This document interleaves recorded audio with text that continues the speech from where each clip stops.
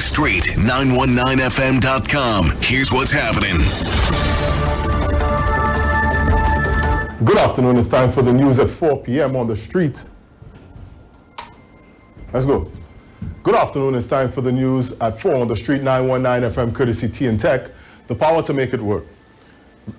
In the headlines, the Prime Minister writes to invite international missions to observe general elections.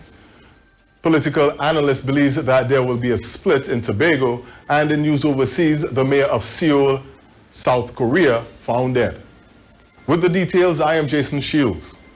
Prime Minister Dr. Keith Rowley, one day after opposition leader Kamla Persad-Bissessar wrote to him to allow international observers to be allowed into the country for the August 10th general election, has acceded to her request.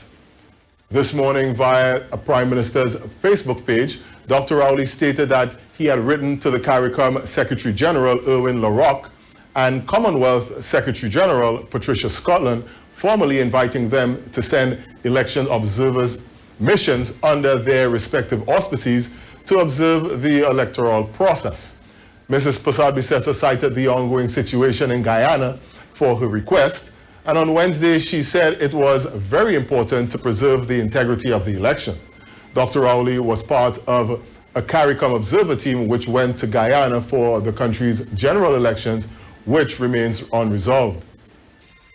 Members of the Barkeepers and Owners Association gathered outside Whitehall this morning, calling on the authorities to give them back their full operating hours, as well as some relief on taxes which are due soon.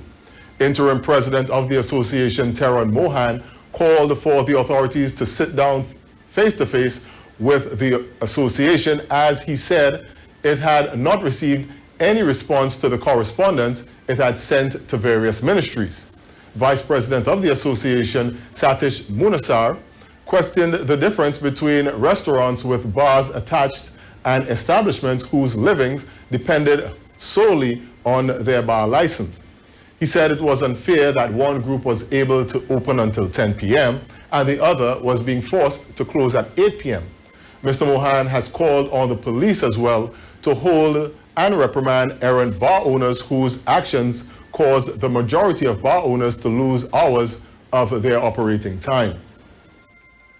In political news, political analyst Shane Mohammed has predicted a split in Tobago for the August 10th general elections. He believes Shamfa Kudju will retain Tobago West for the ruling People's National Movement, while Watson Duke will take Tobago East for the Progressive Democratic Patriots. Mr. Mohammed is of the belief that the PNM should have chosen Tobago Council leader Tracy Davidson Celestin to oppose Mr. Duke. He said that the PDP could have swept Tobago, however, does not believe that the PDP's Tasha Grace Boris is a strong enough candidate to pose a challenge to Ms. Kudju in Tobago West.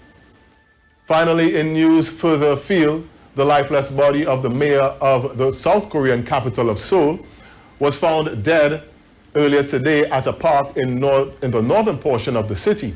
He went missing earlier in the day. The daughter of Park Woon-soon reportedly told police her father had left a message before leaving the house, leading her to raise the alarm. His body was found at Mount Bukak, where his phone signal was last detected. No cause of death was yet been released. It has emerged that a female employee had filed a sexual harassment claim against Mr. Park in the hours before he went missing, but there has been no confirmation that this was a factor. And that was a look at your news to 4 p.m. on the street, 919 FM, courtesy T&Tech, the power to make it work. Recapping the headlines. The Prime Minister writes to invite international missions to observe the general elections. Bar owners demonstrate in front of Whitehall, and in news overseas, the mayor of Seoul, South Korea, is found dead. We have one final major news item at the end of today at 6 p.m. on the street, 919 FM. I am Jason Shields. Do have a good afternoon.